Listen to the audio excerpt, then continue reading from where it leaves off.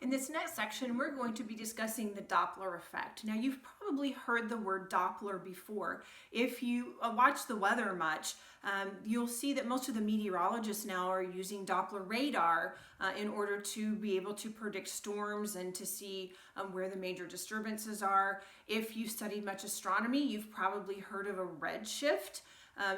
As we're viewing stars, and so that all has to do with the Doppler effect as it applies to light waves. Probably the most common experience that people have with the Doppler effect is if they're standing and a police car, a fire engine is approaching or moving away from you, and then the apparent difference in sound that you hear as that source is either approaching you or as it is going away from you.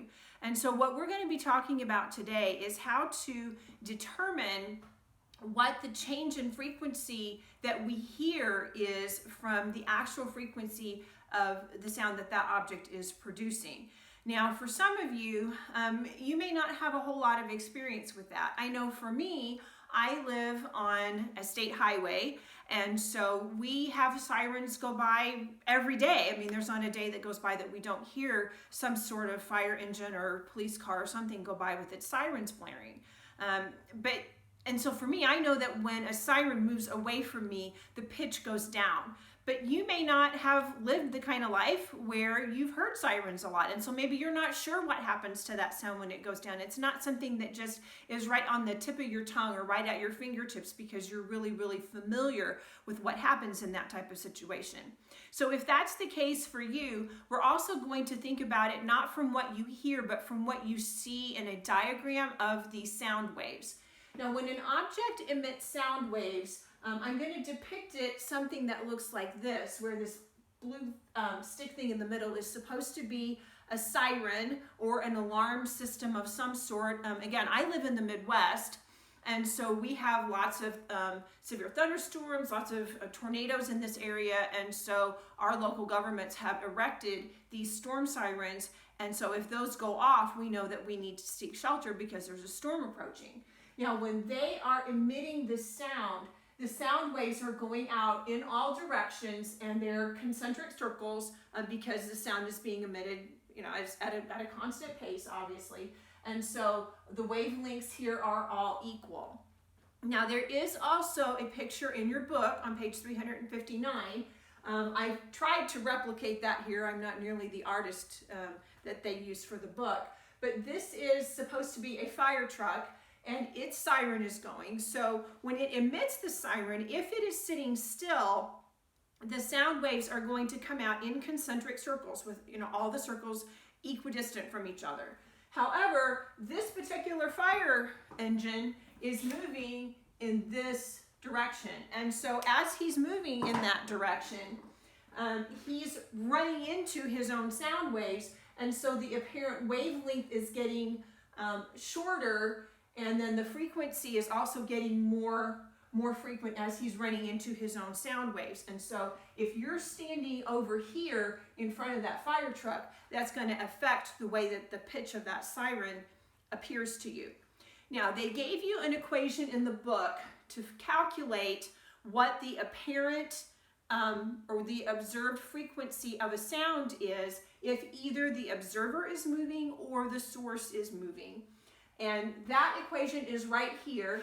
It looks complicated. It's not really all that bad once you understand how it works. So the F observed is the frequency that we hear after the object is actually moving. The true frequency is the frequency of the sound that's actually being emitted. And then we have three velocities we have to take into account. The velocity of sound, which has to do with the temperature of the air. The velocity of the observer, whether the observer is moving or stationary, and then whether the source of that sound is either moving or stationary. Now, the best way I know how to explain this to you is to put it in a table. You don't have to fill this table out every single time you work a problem, but I'm doing it this way so that I can explain it to you in the most efficient pattern.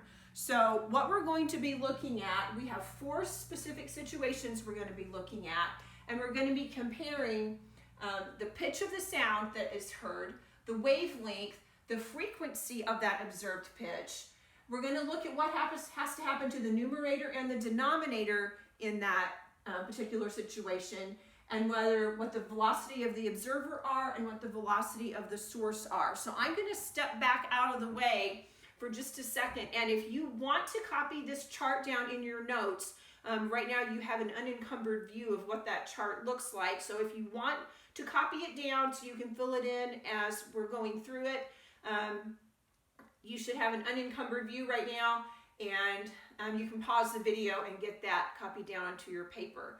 So now we're going to actually go through each one of these situations and analyze them. So we're going to start out with a stationary observer, and the source of the sound is moving towards the observer. So that is going to look like this. So you are standing over here, and the fire truck is moving towards you. Now, if you're familiar with sirens and you know what normally tends to happen, you may sit there and think, okay, if the siren is moving towards me, what does that sound like? Okay. First thing I want to point out here, though, is that this observer is not moving. So the velocity of the observer in this case is 0. And so in my equation up here, because the velocity observer is in the numerator is not going to change. So this part of the chart's easy to fill out for this situation.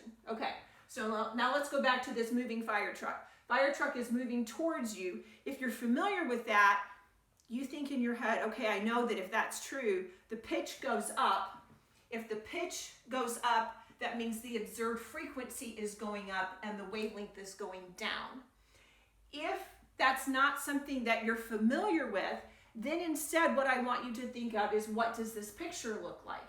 If you're standing on this side of the fire truck, you're standing on the side where the waves are squished closer together, so the wavelengths in that picture are getting shorter. They have gone down, and we know from the equation that if the wavelength goes down, the frequency has to go up. If the frequency goes up, the pitch has to go up. So this is the same thing I said just a second ago. I'm like, okay, I know the pitch goes higher. That means the frequency goes up, wavelength goes down. I just did it in a slightly different order based on whether I'm thinking about what I hear or whether I'm thinking about the picture and the diagram and what I see, okay?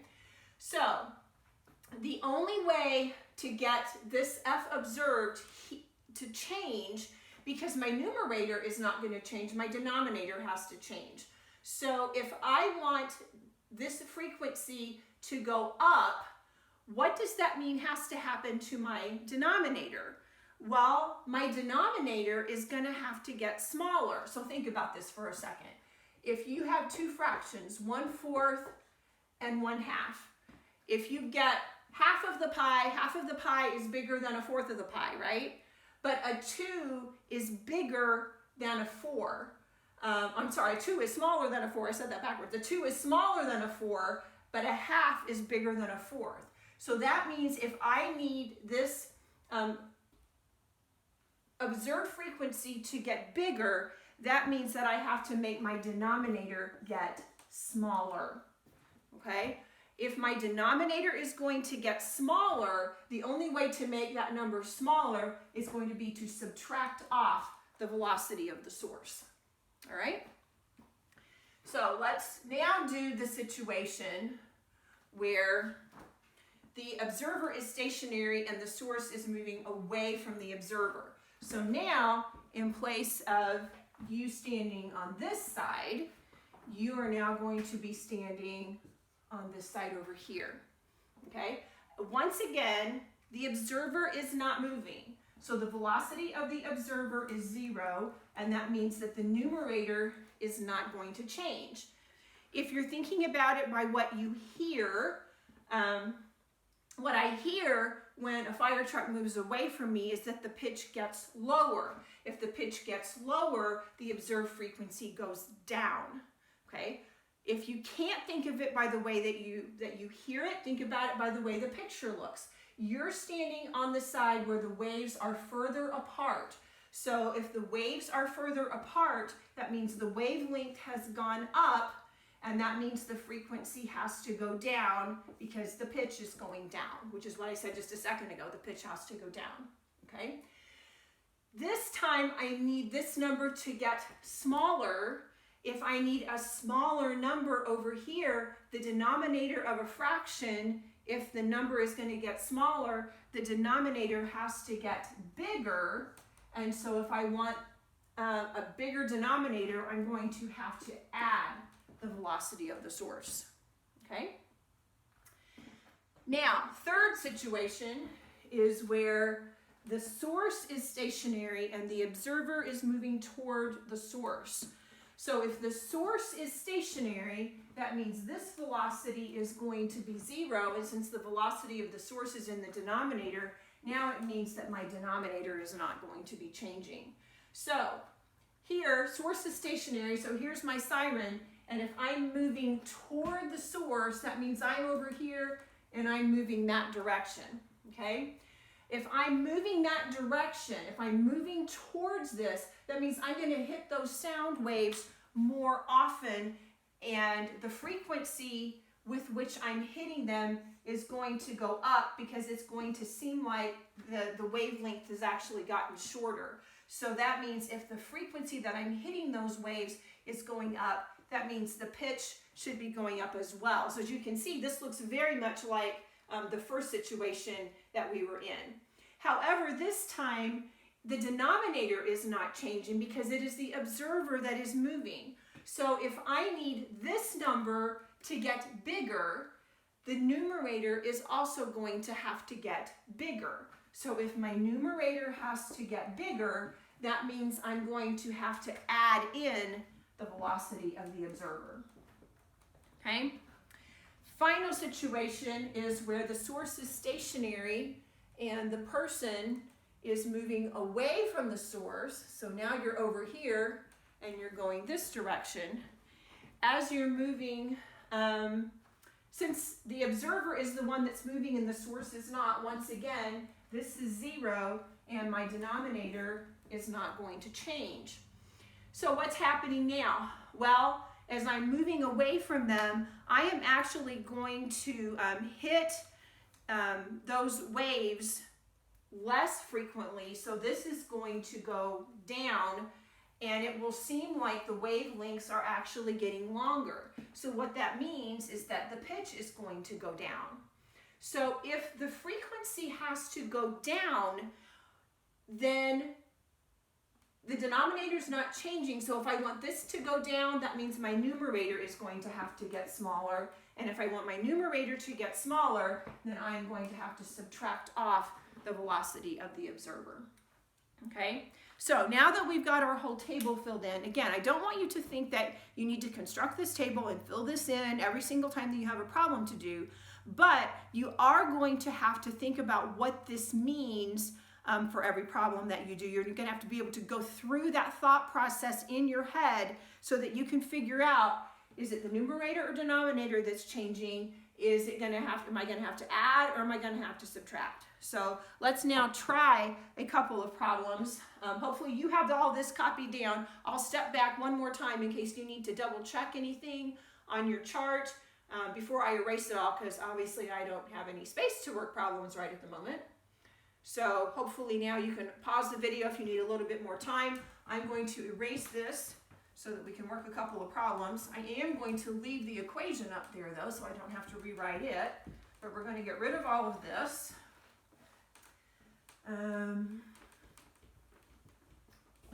And the problem we're going to be working is example, I believe it's 11.2. We'll get rid of our little guy up here too, so that we know which situation we're talking about. Okay, so whenever we work a problem like this, and this is example 11.2, we're going to have to figure out what all of these things are. So we're going to be looking for F observed. We're going to be looking for the true frequency of the sound source. We're going to need the velocity of sound. We're going to need the velocity of the observer, and we're going to need the velocity of the source. So I have to I have to know 4 out of those 5 in order to be able to work this problem, okay? So let's look at the first section here on example 11.2. This is on page 362 in your book. A horn emits a sound with a frequency of 355 hertz when the car is at rest. Okay, so that is the true frequency, 355 hertz of this horn. The car is traveling at a velocity of 21 meters per second. So since the horn is on the car, that means that the source is the one who's moving. So the source is 21.0 meters per second, and it says it's moving toward a stationary person. So if the person is stationary, the velocity of the observer is at 0 when the driver beeps the horn. Wants to know what frequency the person is going to hear. And we also have to know which direction is this moving. So this is moving towards the observer. Okay? And we also have to know the speed of sound, and it says it is 345 meters per second, and we want to know what the frequency of the observer is. Okay, so let's fill out here what we know. F observed is what we're trying to find. Okay? The velocity of sound in both the numerator and the denominator, we know it is 345 meters per second in both cases. Okay, and of course that's dependent on temperature because we learned about that in the last section. The velocity of the observer, we know the observer is stationary, so he's standing still, so this is going to be 0, and it doesn't matter if you add 0 or if you subtract 0. I know that the true frequency is 355 hertz. Lost the word there for a second. 355 hertz. So now I got to figure out what am I going to do with the velocity of this source, okay? The picture that works is this one because it is a car and it is moving towards the observer. So the observer is standing over here. So what's happening? Well, as I look at the picture, the wavelengths on this side are shorter. So if the wavelength is getting shorter, that means the frequency is going up, right? So if I want this number to get bigger, that means what's going to have to happen to the denominator? The denominator is going to have to get smaller. So I'm going to have to subtract off this 21.0 meters per second. Okay? So when I subtract that off, I am going to get frequency observed equals, I'm going to have 345 meters per second on the top, and I'm going to have 324 meters per second on the bottom, and then I'm going to have my 355 hertz over here. And then when I actually go ahead and work the rest of this out, that is going to give me an observed frequency of 378 hertz. And that's what I said, my frequency was going to go up. It was the true frequency is 355, the observed is now 378. So it did get higher, just like I said it was supposed to. Okay? Now, the second situation is where we have a stationary emergency siren. So now we're going to be looking at this situation over here, and the observer is going to be moving. So we need to get rid of some of this information here because it's going to be changing. And we'll get rid of this. So we can start over. A town has a stationary emergency siren that warns the people in the town of danger. It emits a steady tone at 401 hertz. So the true frequency is 401 hertz. Okay? If a man in a car is traveling away from the siren, okay, so the siren is not moving, so the velocity of the source is 0. And it says the man in the car is traveling away from the siren at 34.0 meters per second, and he's going away from the source. then what frequency does he hear? And once again, the velocity of the sound is 345 meters per second. Okay, so if he is traveling away from, that means he is over here and he's traveling away from the source. So what happens when he travels away from the source? Well, let's go in here and figure out what else that we know. We know that the source is not moving, so I'm going to put a 0 in down here. I know that the true frequency is 401 hertz, so I can put that in over here. The velocity of sound was 345 meters per second, just like it was in the last problem, so I just left that in there from before. Now, what do I do with this piece? This is always the tricky part. The observer, so he's in the car, he is moving away from the source. So what does that mean is happening? Well, he's getting further and further away from the source, so he's going to hit those frequency, or hit those waves less often because he's driving away from them. So to him, it's going to look like the wavelengths are actually the wavelengths are actually longer, and he is going to be hitting them less often. Because as he's driving away from them, he's hitting them less often. Okay, so therefore, if the frequency has to go down, if this number has to go down, and the only way I can affect that is by the numerator, what do I have to do to this? I have to subtract it. So I'm going to have to subtract off the 34.0 meters per second. Okay, and once I do it and I do all that math, I'm going to get F observed is equal to, what is that on the top? 311 meters per second on the top. I'm going to have 345 meters per second on the bottom times 401 hertz. And then my observed frequency, when you divide that out, is going to be 361 hertz. Frequency has gone down just like I said it was supposed to. Okay, so again, you don't have to fill out the entire chart every time, but as you can see, I did still use that same line of reasoning every single time that I went through a problem. So that's what you're going to have to get used to doing as you're working these Doppler effect problems.